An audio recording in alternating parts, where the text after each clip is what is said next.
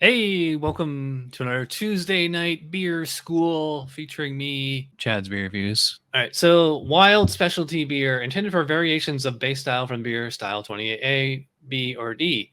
These variations may include the addition of one or more specialty type ingredients, aging in non-traditional wood varieties that impart a significant and identifiable wood character, or aging in barrels previously containing another alcohol, spirits, wine, cider.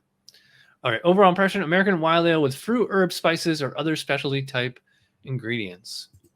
We're not going to get to the... All right, so let's go to comments. The style is intended for fruited and other specialty type ingredient versions of other styles within category 20A, not variations of European wild or sour classic styles. Fruited versions of lambic should be entered as 23F.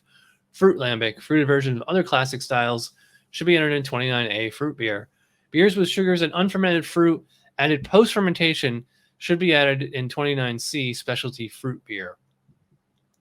See, I think they need to come up with a new category just for all these crazy new sours that you're seeing that are like borderline, in my opinion, FMBs, flavored malt beverages. All right, history. Modern American craft interpretations of Belgian wild ales or experimentations inspired by Belgian wild ales. Characteristic ingredients. Virtually any style of beer, any combination of sack, Brett, lacto, paleo, or other similar fermenters can also be a blend of styles. Wild cherries, raspberries, and peaches are most common. Other fruits can be used as well. Vegetables with fruit-like characteristics, chili, rhubarb, pumpkin, may also be used. Technically, pumpkin is a fruit. Actually, wood or barrel aging is very common, but not required. Wood with unusual or unique flavor characteristics, or wood previously in contact with other types of alcohol is allowable. Style comparison, like a fruit, herb, spice, or wood beer, but sour or funky, or both. Entry instruction list for home vitals, variable by base style, and classic examples, or sorry, commercial examples. Probably Russian River and Lost Abbey Cuvée de Tommy is probably the most famous on this list. I have had supplication a long time ago when I lived in Albany, but I've never had Cuvée de Tommy.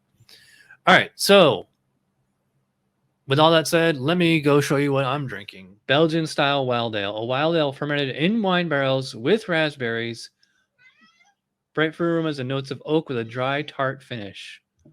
All right, so as always when we're judging beer, first thing is we do the aroma first, not the appearance. So let's give this thing a whiff. Oh, wow. That is huge, huge Brett notes on there. Now, Brettanomyces, or Brett, as us beer geeks like to call it. Leo, this is not the Leo show. Brett it's a wild yeast, but it can be contained. It's something found in nature, but like I said, a lot of any kind of Belgian type brewers like Allagash, Ommegang, Boulevard, Russian River, they like to play around with Brett, and even a lot of like local microbreweries and stuff do too. It just not all of them can get it right. Now, if you're a home brewer and you have Brett in your beer and you didn't put it there, it's usually a bad sign. You're not sanitizing and disinfecting properly. But we're not talking about home brewing. We're talking about judging beer. So back to the aroma on here. So yeah, huge Brett on here.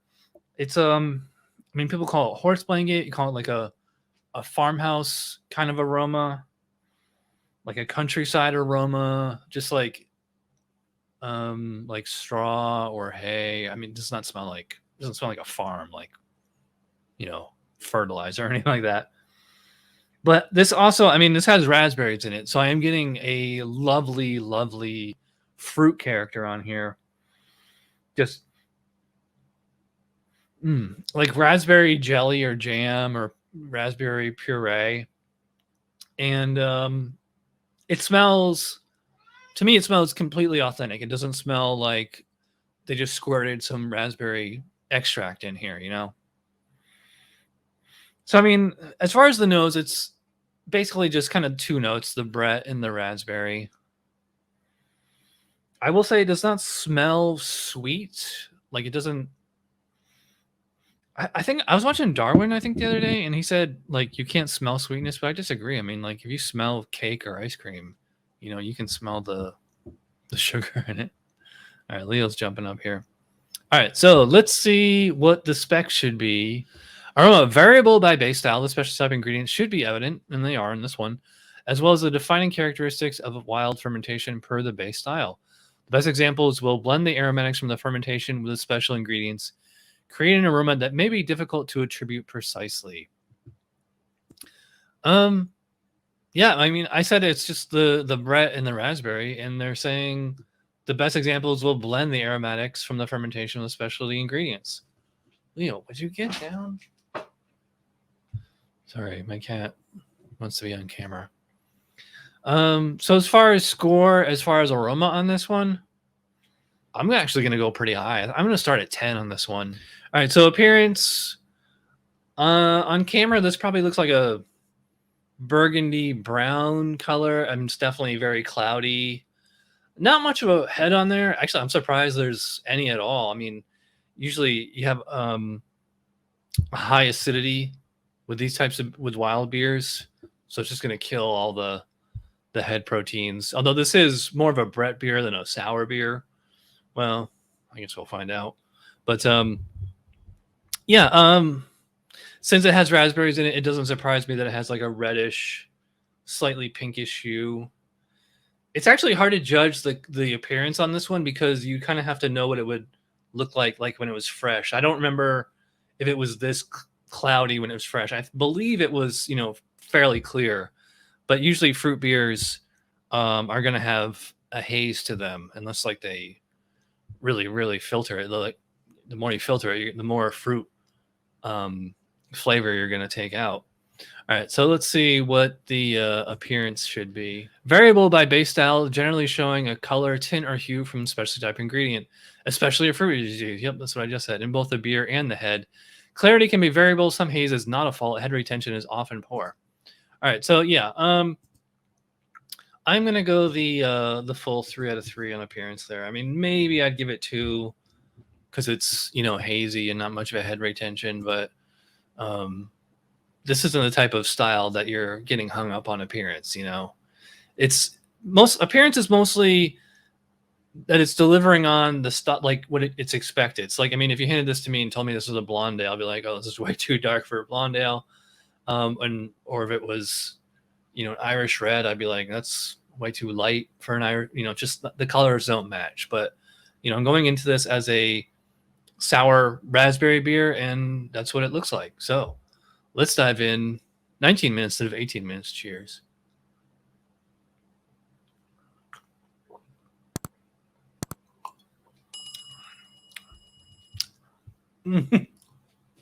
Wow. Oh, wow. That is really sour. Still quite sour. I don't remember if it seems more sour now than in 2015. Although, I mean, that was a long time ago. I don't remember every single beer I've ever had. I don't have, I'm not like Sheldon. I don't have like a eidetic memory or whatever it's called. But yeah, so as soon as it hits my lips and tongue, just massive sourness on here. Yeah, so sour and the Brett, obviously. It's funny because when I smelled it, I said I smelled huge Brett on here. But the taste is much more of just that clean lactic sour, kind of like a Greek yogurt. I will say that, I mean, it's not, some of these kettle sours though, they're kind of creamy, sort of. Well, especially they use lactose in them and other brewing sugars. But I mean, this to me just comes off as sour with that Brett funk in the background. And, I forgot to mention that, I mean, it's a raspberry beer. Yeah, it's like the sourness and the tartness is right there with the raspberry flavor. Keep licking my lips. Just trying to pull up all that flavor off there. See, I mean, I will say that the raspberry has definitely faded a little. I don't remember if this was sweet and fruity when it's fresh. I don't know if Goose Island makes this beer anymore. But yeah, so the fruit is more in the background. I mean, it's sour, Brett, and then raspberry. All right, so let's wrap this up as far as the flavor on here. Yeah, so I will say strong sourness on here, but it's a clean lactic acidity. Pretty strong bread on here. Still has that raspberry flavor hanging in. It just, to me, it tastes completely authentic. Like I said, a little bit of like some kind of phenolic character, but it's, you know, it's quite mild. If you didn't have the palate for it, you might not pick up on it, but you know, I will say this is a really tasty beer.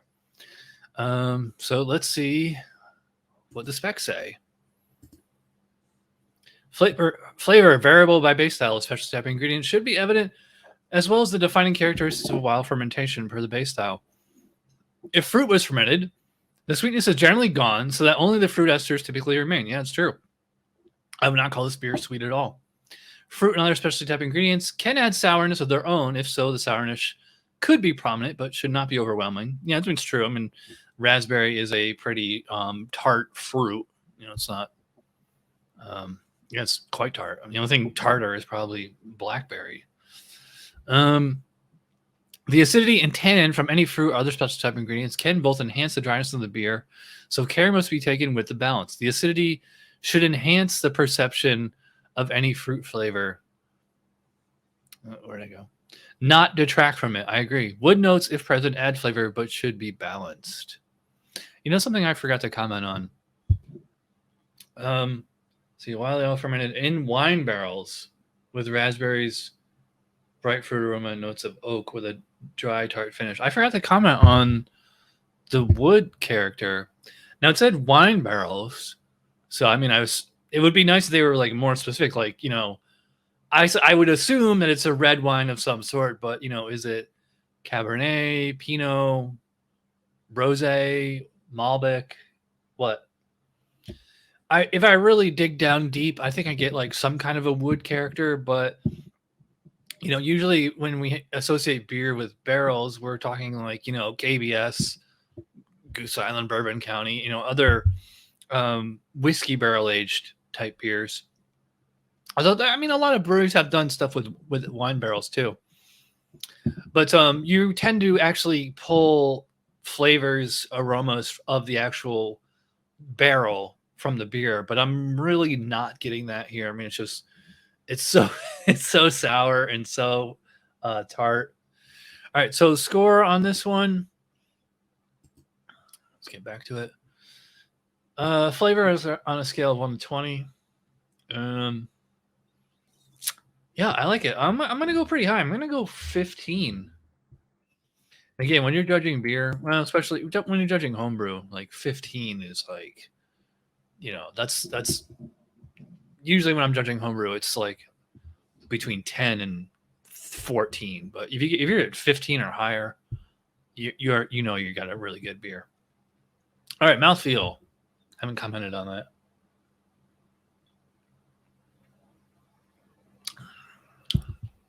I definitely would call it light-bodied. Fairly highly carbonated. It does not taste like, it's not like champagne effervescence. Medium light to light-bodied, medium high carbonation. Let's see what the specs say for this. Mouthfeel, variable by base style. Generally has a light body, lighter than what might be expected from the base style. Generally moderate to high carbonation. Carbonation should balance the base style if one is declared. The presence of tannin from specialty type ingredients, often fruit or wood, can provide a slight astringency, enhance the body, or make the beer seem drier than it is. Yeah, exactly. That is exactly totally right there. Yeah, the raspberry, you know, gives it it finishes quite dry. I mean, also the acidity as well. You would not call this beer sweet at all. I mean, it's like so sour and so tart. I'm gonna go pretty high on the mouthfeel. I think it is what it's supposed to be for the style, as far as both a wild ale and like a fruit beer. There we go. 4 out of 5 for mouthfeel. Overall impression, I'm pretty impressed. I'm gonna go 8 out of 10. That's a 40 out of 50. I don't know if I'd call it a classic example, but it's pretty high. I wouldn't call it flawless, but damn close. And I wouldn't call it wonderful, but real close. Yeah. And again, excellent is a 38 to 44. Exemplifies style well, requires some minor fine tuning. Yeah. like I said, there is like a slight phenolic character in here, and I mean, maybe you can ding it for, you know, the appearance and all that. Ollie, and you're awesome. Got any questions? Let me know in the comments. And if you got any requests, let me know that too. All right, so thanks for watching, and I will see you guys next week. And keep watching those shorts. Follow me on Instagram. I'm posting them on there too. So, all right, thanks for watching. Bye.